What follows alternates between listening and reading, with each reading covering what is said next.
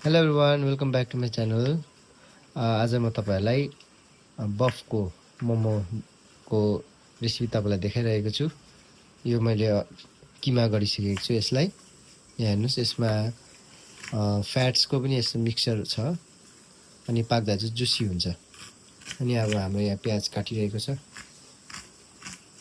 र आजको मोमो चाहिँ एकदम जुसी हुनेवाला छ। यहाँ हेर्नुहोस्, यो फ्याट हो, बोसो, अनि यो चाहिँ रेड मिट एकदम राम्रोसँगले मैले किमा गरेको छु र कृपया तपाईँहरूले लास्टसम्म हेरिदिनु होला। र फ्रेन्ड्स, यहाँ अदुवा छ, मजाले तासेको छु र अब यो अदुवालाई यसरी कोरेसोमा हामी यसलाई कोर्नेछौँ हो। र यसमा मैले नुन अनि अलिकति हुचिङ स्वादअनुसार हालेको छु मैले। अब यसलाई हामी मजाले मिक्स गर्छौँ र हामी अब मोमो बनाउनेपट्टि हामी लाग्छौँ।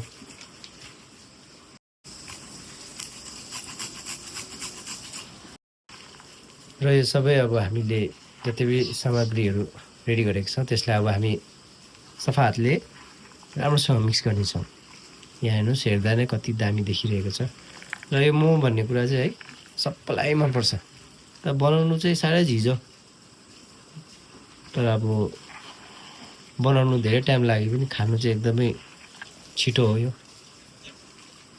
र आज चाहिँ हामीले यो बफको मोमो चाहिँ अलिक ट्राई गर्न गइरहेको छ हामी हतपतै यो मोमो त खाँदैनौँ यस्तो बफको, तर यसपालि चाहिँ अब अलिकति नयाँ प्रकारले गर्ने विचार गरेको।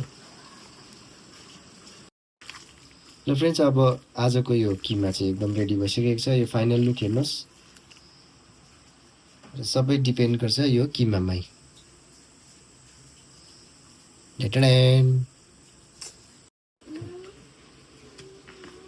र अब आँटा मुसाइ छ, यो चाहिँ सुजी आँटा हो, सेतो हुन्छ होइन। अनि जति खाए पनि यो सुजी आँटाले चाहिँ हामीलाई पेट बिगार्दैन। मैदाको मोमोले चाहिँ अब ग्यास्ट्रिक हुन्छ, डायबिटिकहरूले खानु सक्दैन र ग्यास्ट्रिकहरू हुँदैन।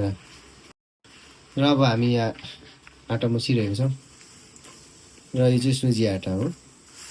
र आजकल प्रायः मान्छेहरूले चाहिँ यो सुजी आँटा नै चलाउँछ र यो कमन भएको छ यो आँटा, र टेस्टी पनि हुन्छ र हेल्थको लागि पनि राम्रो। यो मैदा चाहिँ केही फाइदा छैन हो, शरीरलाई बिगार्ने हो। यहाँ हेर्नुहोस् मुसाई आँटा। ल फ्रेन्ड्स, अब हामी मोमो बनाउन लागिरहेको छु। अब हामीले यत्रो साइज पनि डल्लो बनाएको छ हो, यहाँ यस्तो छ। र अब हामी यहाँ किमा रेडी।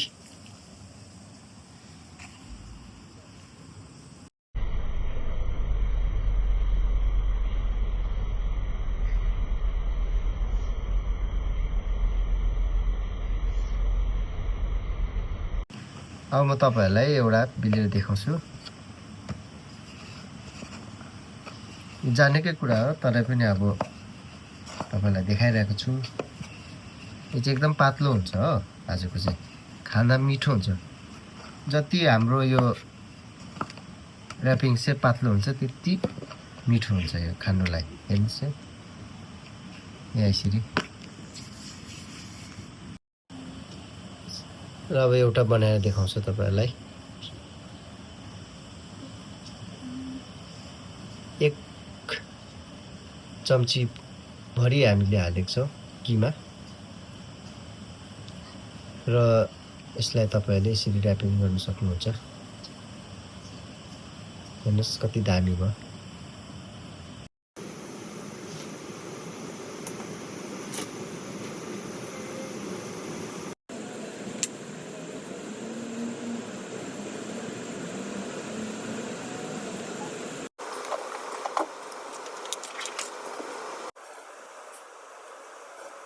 ल फ्रेन्ड्स, अब हाम्रो एक सेट रेडी भइसकेको छ, हेर्नुहोस्।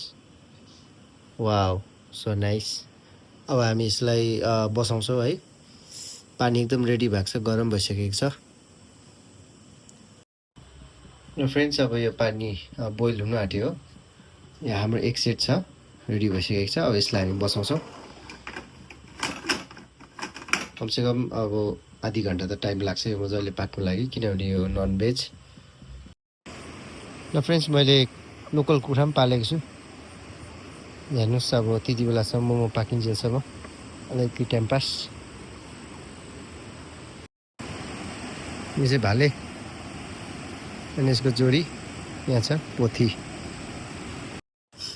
ल फ्रेन्ड्स, हाम्रो आजको यो मोमो रेडी भइसकेको छ। हेर्नुहोस्, यो गरम गरम एकदम तातो तातो छ, एकदम तातो तातो छ। हेर्नुहोस्, वाउ,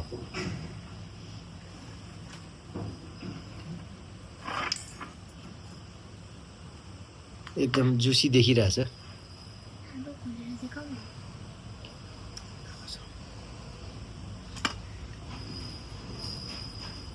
वाउ,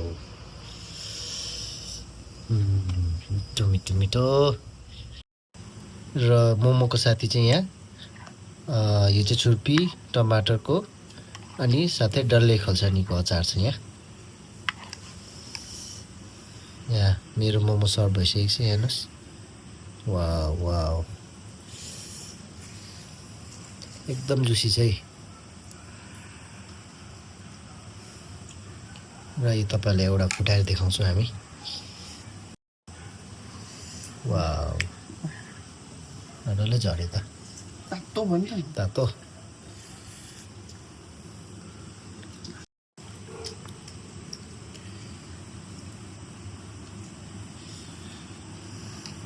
र हेर्नुहोस् साथी, हो आजको मोमो। वाउ, हेर्नुहोस्, जुसी चाहिँ एकदम जुसी छ। तपाईँलाई मैले अघि भनेको थिएँ यो जुसी हुन्छ एकदम भनेर। नि हेर्नुहोस् यसको जुस। र थ्याङ्क यू फर वाचिङ। मेरो भिडियोलाई तपाईँले सधैँ लाइक गरिदिनु होला र मेरो च्यानललाई subscribe. Thank you for watching every one.